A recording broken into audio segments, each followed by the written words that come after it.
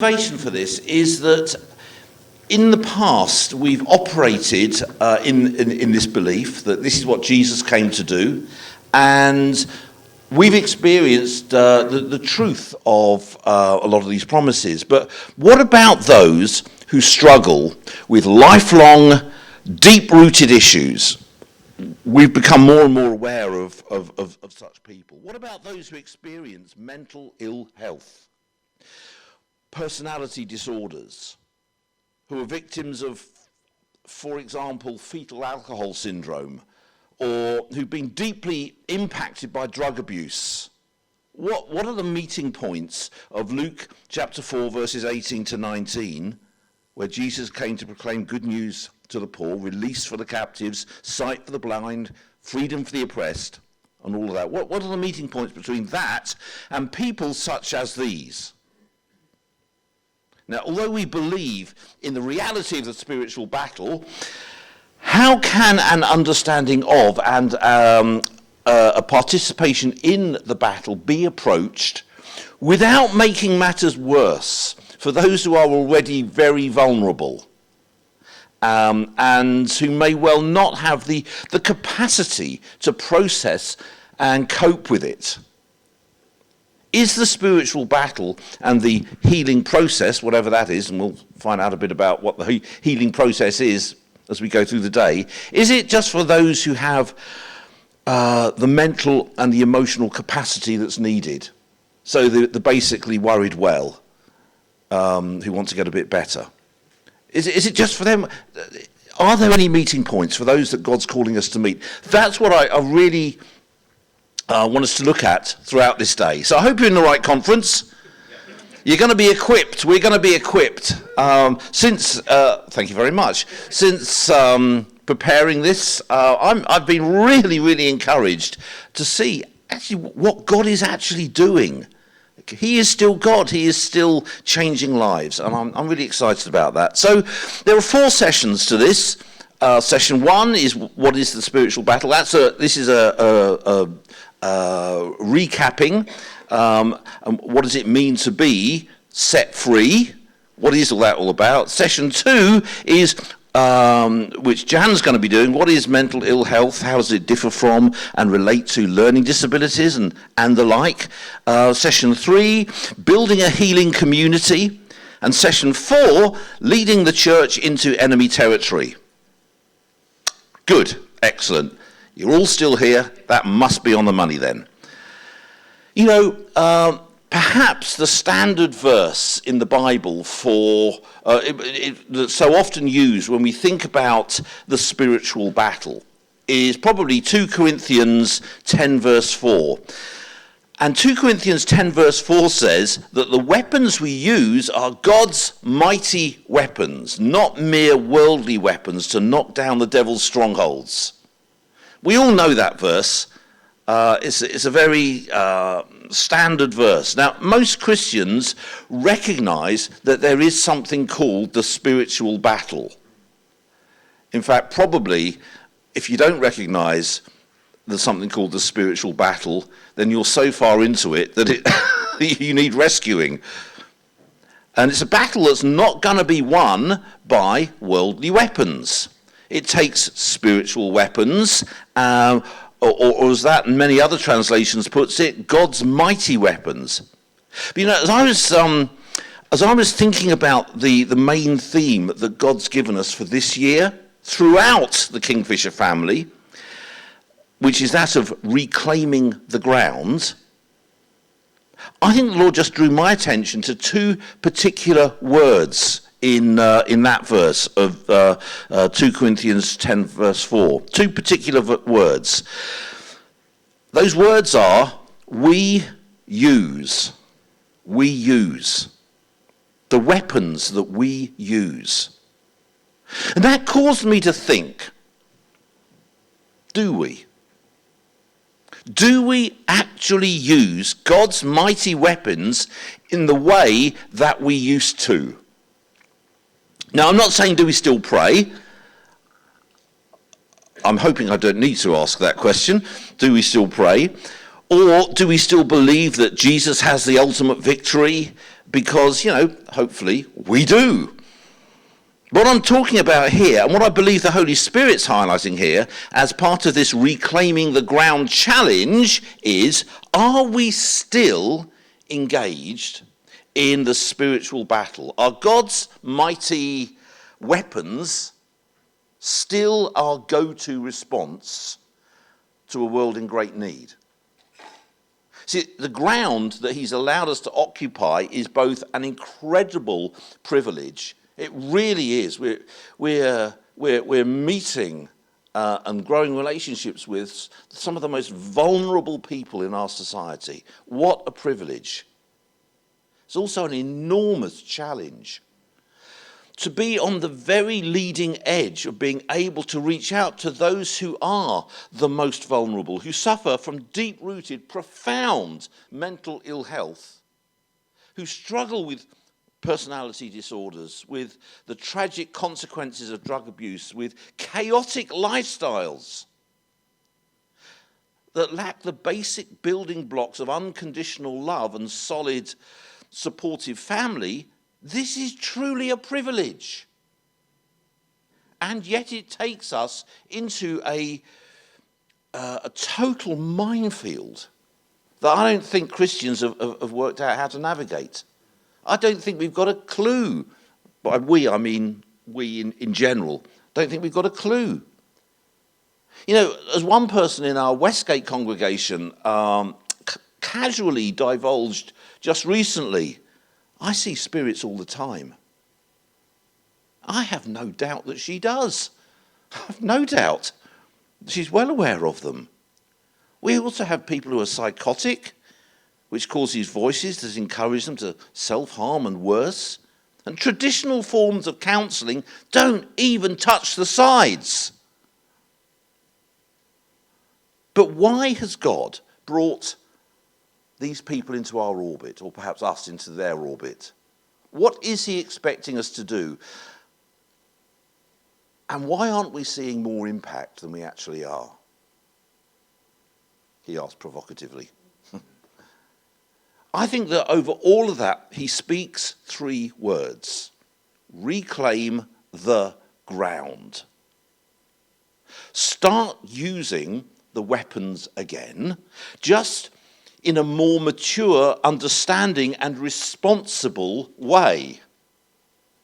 And before we look at what that might mean, I want to spend this first session reminding ourselves what the spiritual battle is. Now, for many of us, you're thinking, I know this. You got me out of bed on a Saturday morning for this.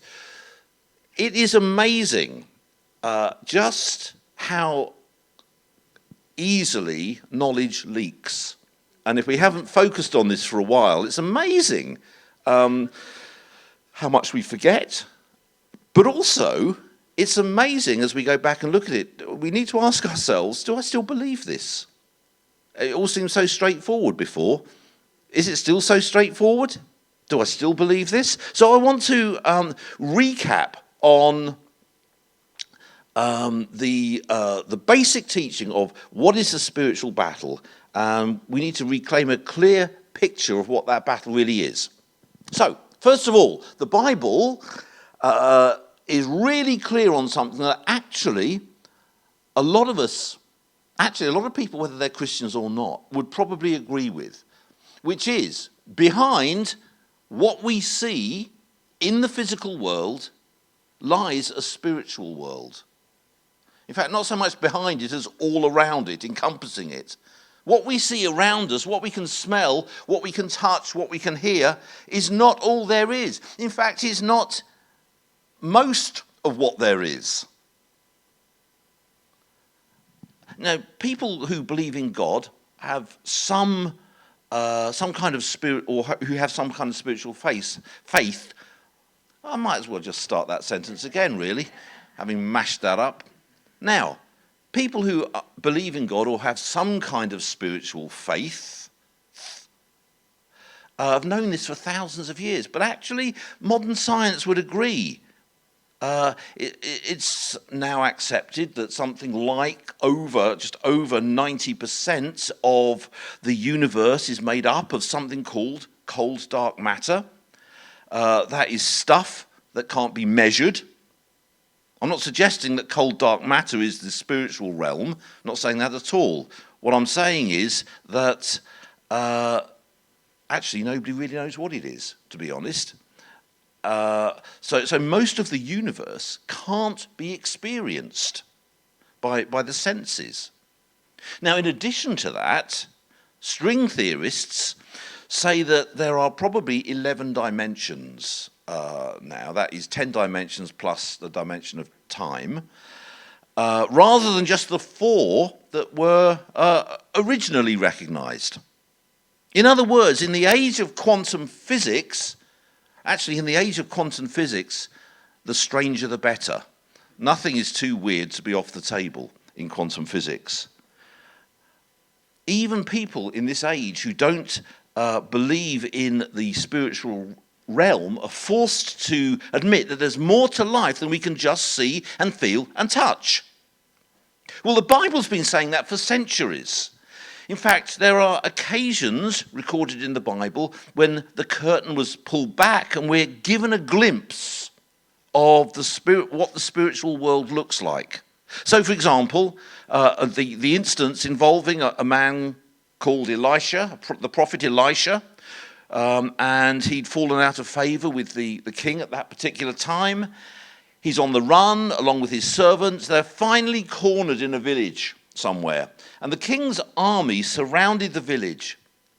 And the servant began to panic because, well, he could see that there was no way out of what was inevitably going to happen. Elisha, on the other hand, wasn't worried because he knew that although he could see that what he could see with his eyes looked pretty daunting, there was a greater reality.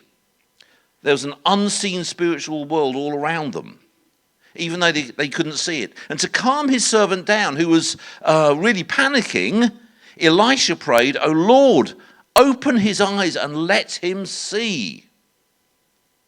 And the Lord opened his servant's eyes, and when he looked up, he saw that the hillside around Elisha was filled with horses and chariots of fire. Now, they didn't just appear, they were there all the time. It's just that the spiritual world is not normally seen by the physical eye. Fortunately for us, it was not only seen on this occasion, it was recorded. So the spiritual realm, we know this, exists, but where does the spiritual battle come from? Well, just like in the physical world, in the spiritual world, there was a turning away from God. Now, the reality is, just as human beings have been designed with free will, so were spiritual beings, angels. And just like human beings, they exercised their free will. And they still do on a daily basis. Now, one in particular influenced a lot of the others. His name was Lucifer, and he was one of the chief angels in heaven, one of the cherubim.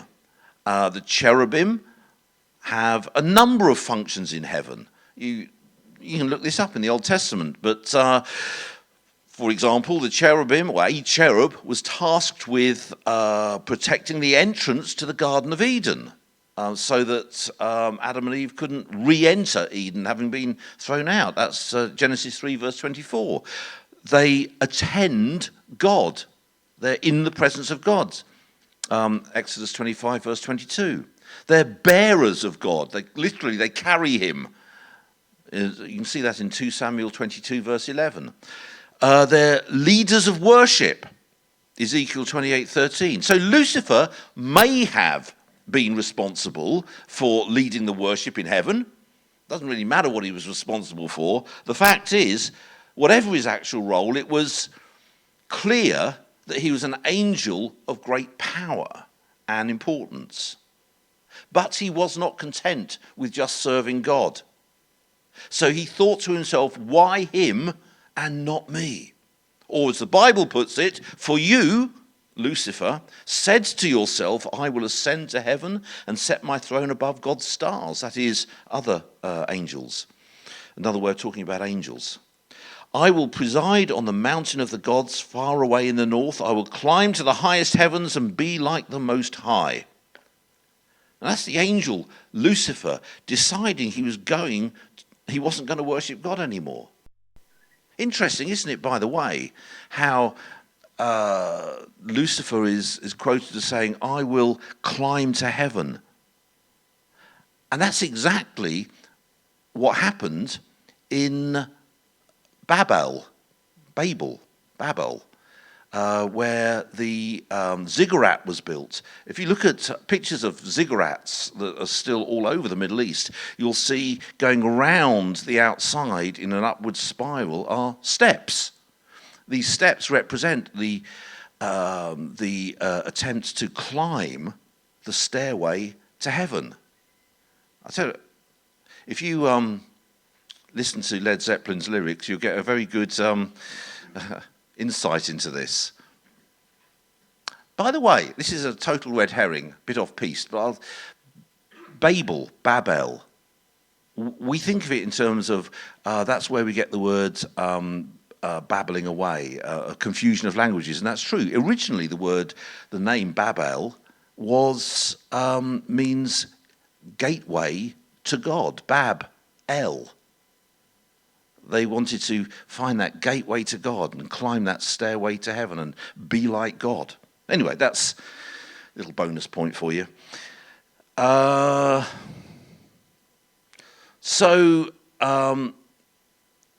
In some ways, Lucifer represents the fallen, sinful aspects of human beings very closely. It's one of the reasons why he's so successful in attracting people to follow him. Anyway, the result of the decision was that Lucifer, or Satan, as he's also known, was excluded from heaven, along with all the angels that had decided that they'd rather worship him. And Jesus talked about that in the New Testament. And he said, he told them, I saw Satan falling from heaven as a flash of lightning. Of course, the name Satan means accuser. Lucifer's main role is to break down relationships with other people, and first and foremost with God, and cause misery. So Satan is really a title.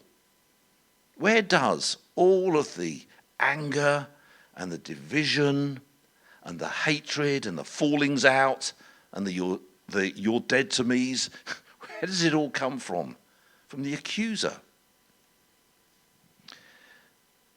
The title, accuser, it really does describe what Lucifer does best. He's alive and he's active and he's still getting people to accuse each other and God. So that's where the spiritual battle comes from, that we're still in the midst of. But what's that got to do with us? Well, Lucifer, the fallen angel, was given authority on earth when people chose to follow him rather than God. So if it was a cosmic tragedy that Lucifer and a third of the angels in heaven chose to go their own way rather than God's, it was a very human tragedy that human beings made the same choice. That choice, which happened in the Garden of Eden, the Bible calls sin.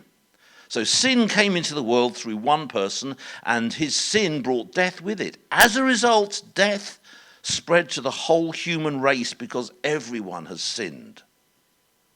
And what we see happening every day of our lives in this world is evidence of the spiritual battle that's happening.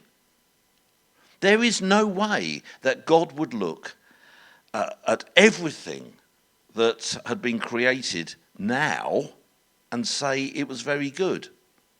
There's no way he'd look at the world today and say, well, that's excellent in every way, if I say so myself. No way.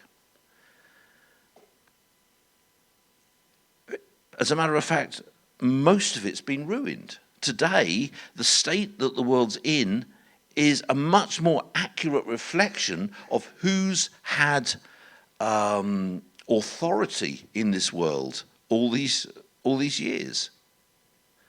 This is only a very vague, diluted, warped parody of what God originally created. Today, we've got gun crime, knife crime, hate crime, racial hatred, fear, family breakdown, ruined lives, death. This is Lucifer's handwork. And he's still at it, which is why the Bible says, be self-controlled and alert. Your enemy, the devil, prowls around like a roaring lion, looking for someone to devour. There is not 1 ounce of compassion or decency or goodwill in Lucifer. That's why it is so crazy to hand him a home run. That's why I, in particular, keep banging on about speed of the leader, speed of the team. Let's not hand him a home run. Let's not live in such ways that gives him permission. You know, we see, don't we, the effects of drug abuse every night of the week in support at the Cavern. This amazing ministry that happens every night of the week. And the use by Satan to further his cause is outlined right there in the Bible.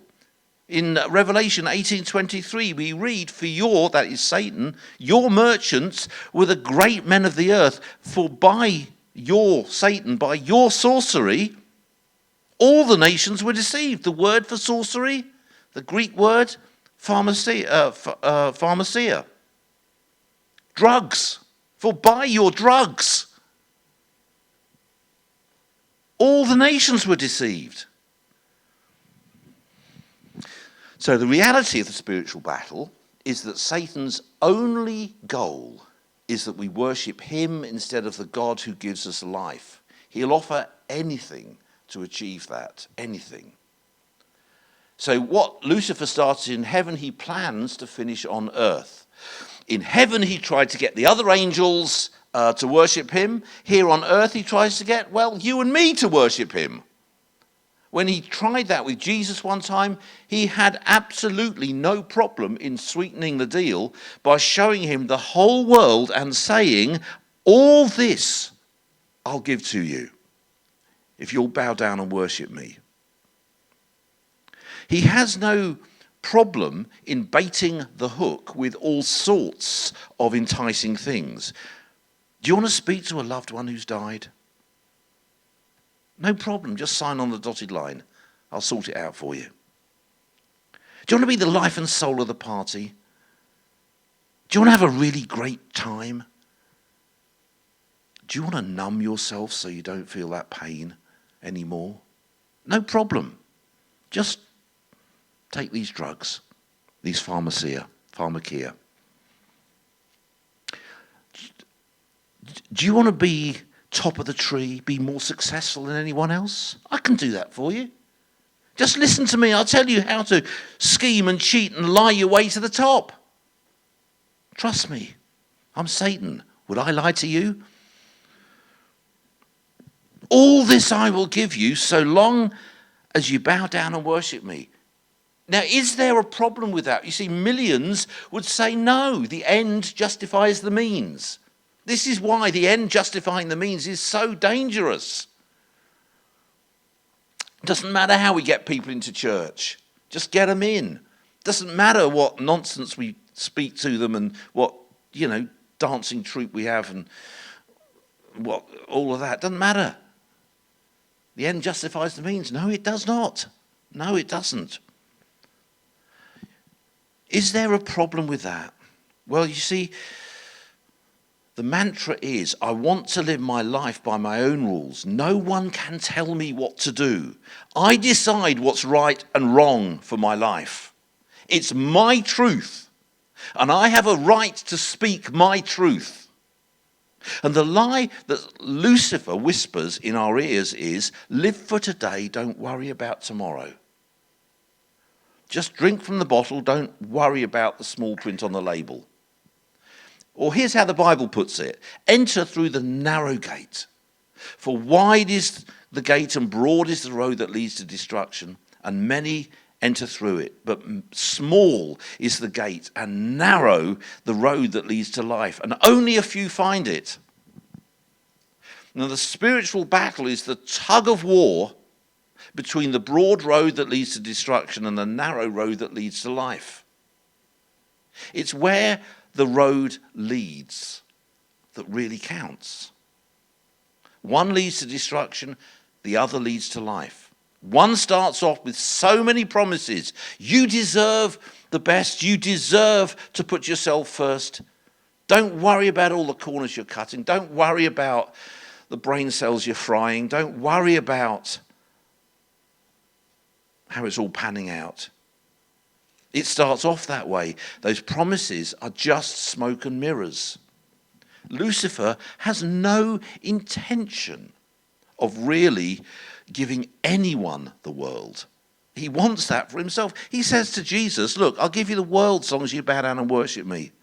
No, he won't. Why would he do that?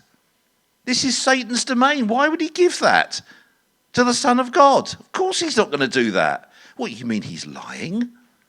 Satan? No.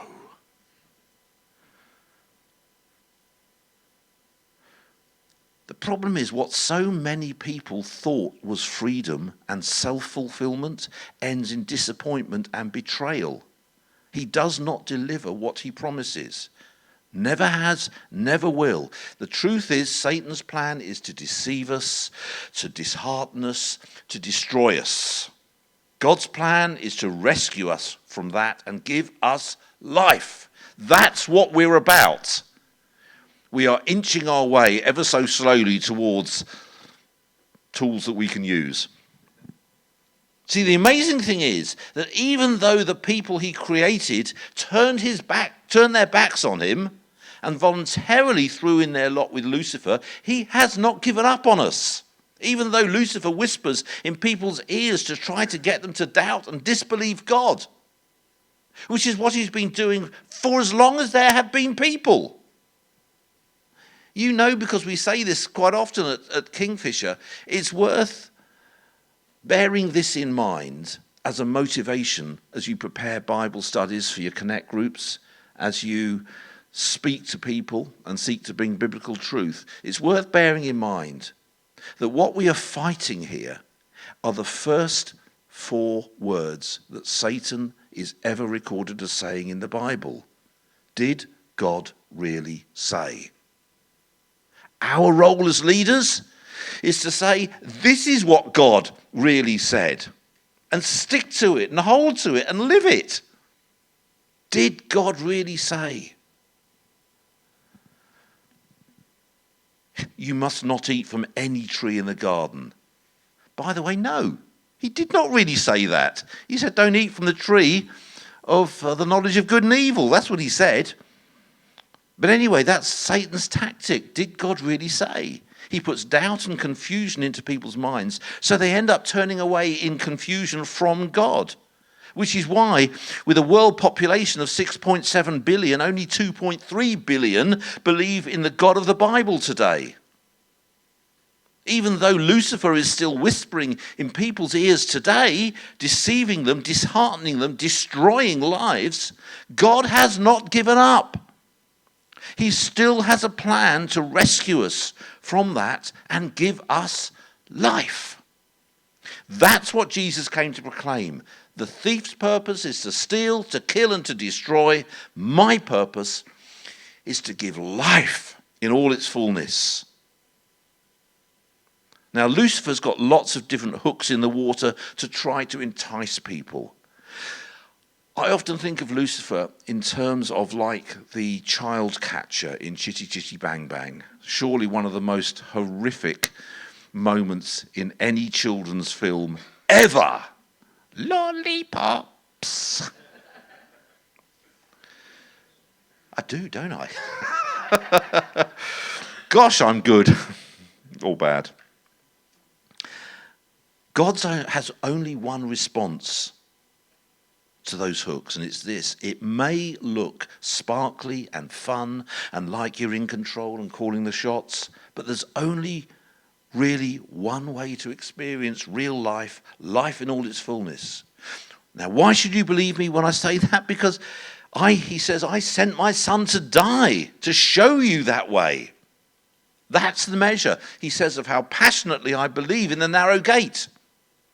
Now, Kingfisher is in direct touch with thousands of people, just in the UK, 2,000 plus people a week that Treasure Seekers reaches. Thousands of people who are casualties of this spiritual battle. And that's what they are, casualties of the spiritual battle. There is such deception here. Just recently, in fact, just recently in church one morning, I was very courteously offered the use of someone's crack pipe before the service. I thought, well, the caffeine hasn't kicked in, mate. No, wait. It's such deception that it's actually seen as being, well, you've been quite decent to me, offering me your very own crack pipe. Thank you very much. Don't mind if I do. We're on camera. That was my wife. Not me. There's such deception. Thousands of lives that we know of that have been torn apart by this fallen world in which we live. And since we started 26 years ago, we have ventured further and further into the promised land, which is so full of broken, hopeless, wrecked lives. You know, statistics show that the suicide rate among girls between 15 and 19 has hit a record high. Those rates have almost doubled in 8 years. Recent studies suggest that British children are some of the unhappiest in the world. Homelessness is on the rise. Rough sleeping has risen 98% since 2010. Slash has been totally eradicated, according to some politicians. But the truth is, it's gone up by 98% in just 9 years. We now find ourselves far deeper into enemy territory than we have ever been, with the effects and impact of the spiritual battle I'm talking about this morning being seen ever more clearly. And in the situation we are now in, God is calling us to reclaim the ground. To not just treat the symptoms, but positively present the cure. Not by just casting out demons left, right, and centre, which can have a disastrous effect on truly vulnerable, utterly screwed up people. Disastrous. We need to really understand the land that we're in, the tactics of Satan that we're up against, and in the light of that, how best we can combat what Satan is doing. Satan's mission is to steal, to kill, and to destroy. The thief comes only to steal, to kill, and to destroy. And one of the biggest casualties in this, I'm sure you'll have noticed in your dealings with vulnerable people, is identity. It's one of the biggest casualties, identity. You see, if we're free to define our own identity without being bound by the old conventions, then that will include the outdated, constricting binary male or female understanding of gender, for example. So here's how the American feminist Camille Paglia puts it. I consider myself neither gay nor straight, neither male nor female, neither human being nor animal. Now, Judith Lorber, a radical feminist, writes that she longs for the day when gender distinctives have effectively disappeared. She says, when we no longer ask boy or girl in order to start gendering an infant, when the information is as irrelevant as the colour of a child's eyes, only then will men and women be socially interchangeable and really equal. And when that happens, there will no longer be any need for gender at all. So what are the potential outcomes of that? There was a lot of discomfort in the media just a short while ago when, I don't know if you remember this, Rachel Dolezal, I think her name is pronounced, who's a civil rights activist. She was accused by her parents of falsely claiming to be black when she was in fact white. She responded by insisting that she still identified as black. Or a case of a young Norwegian woman was also widely reported. Claiming to have the sensory powers of a cat, she said that she'd been born, quote, in the wrong species, unquote. Identity is under threat. I said this a few years ago. I said the next big battle will be on what does it mean to be human? And this is playing out now. Here is a fundamental belief that we hold at Kingfisher. Everyone is welcome. We are all broken and we all need Christ. Our identity is not fundamentally male or female. Our identity is in Christ Jesus. The identity offered by Christ is better, more secure, and more beautiful than any we create for ourselves. What Satan seeks to do here is to dismiss the whole notion of gender under the guise of my rights and my freedom to choose. Ultimately, the game plan is to destroy the notion of identity, specifically the notion of my identity in Christ. That's where this is going. That's the point.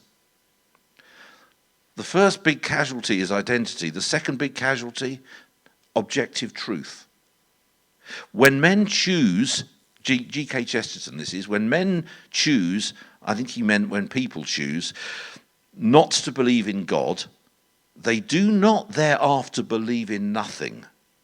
They then become capable of believing in anything. How prophetic is that? The truth is replaced by my truth. And thus, the way, the truth, and the life is replaced by my way, my truth, my life. Every perspective has validity, and no one perspective has validity over another perspective. In this environment, no one can claim to know what the truth is. Boyzone, not normally a group of people you'd expect to wade into the debate at this point, but listen to the lyrics of their most famous song.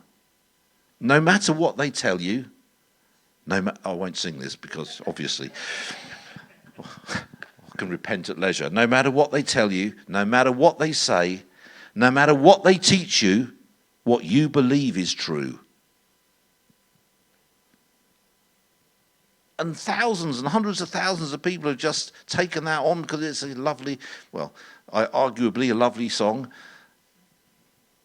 The root of this is the philosophy of humanism, which places human beings individually and collectively at the center of value forming and decision making.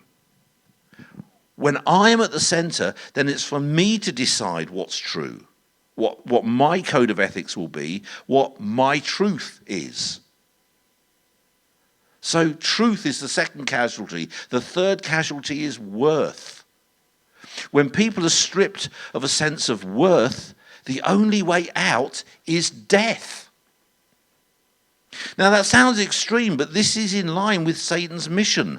And it's as highlighted in something that I included in this month's leadership news on the website and other major outlets. Listen to this. This was emailed to me from Leslie Thomas in Belfast in Northern Ireland. In the last few weeks, there's been a call to prayer about the incidence of suicide in Belfast. In one 10-day period recently, there were 15 suicides. One of our ladies lost her straight-A student son that way 18 months ago, and she's been brave enough to share about it on local TV. It was apparently the easy availability of prescription medication following a sports injury that started his slide down into drug dependency and subsequent hopelessness. But she also told of an alarming characteristic of many young suicides. Apparently, many youngsters have so little expectation of amounting to anything in life that they fantasize about having an incredible funeral. Some pre-plan all the detail as though it were a wedding, saying it will be the only time that a big event would be just about them. Satan truly is a murderer. Satan's overall strategy, well, 2 Corinthians 4:4 tells us what that is. Satan, who is the god of this world, has blinded the minds. Boy, are they blind. Of those who don't believe. They're unable to see the glorious light of the good news. They don't understand this message about the glory of Christ, who is the exact likeness of God. This is the battle that we're in. This is the battle. And it's a battle that's being fought on several fronts. And it's ground that as leaders we are being challenged to reclaim. We are challenged to fight the spiritual battle with spiritual weapons, and we're going to look later on how we can actually do this in a more coherent and sensible and useful way. How we can lead the church into the battle. But we have the privilege of reaching out to some very damaged, vulnerable people who are liable to be badly hurt and further screwed up by mention of battles and Satan. And to really help and bring freedom to those people, God's given us some really great insights and understanding of mental health, mental ill health, learning disabilities, and of what healing might mean in each of those areas.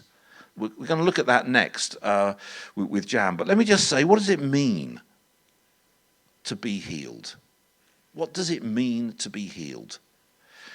Often, healing is seen merely as to make people like us, normal. Whether that be physical healing, emotional healing, or spiritual healing. To make people normal. But what does that even mean? For people with complex, long-term, even lifelong conditions, healing can't be reduced to just the taking away of their condition. Be that a physical impairment or some aspects of mental ill health. For someone struggling with, for example, schizophrenia, that condition, although it's somewhat manageable, isn't medically curable. But that's not to say that God can't miraculously heal that person of that condition, but rather that healing should be measured in a different way. This is what I'm suggesting. Firstly, to be free, healing is to be free to fulfill their God-given mission here on earth, even when that condition stays with you. You're not limited by, defined by, or held back by your condition. You still have a mission to fulfill. That's healing. Secondly, this may or may not include the reversal of some severe and complex issues, but it will involve a sense of worth, of belonging, and a healing of identity. Thirdly, to be completely healed means that we have come to the end of our earthly journey. We are all, therefore, works in progress on a journey of healing. All of us are. All of us is. All of us are. Works in progress. Nobody, if they are still living and breathing, is healed.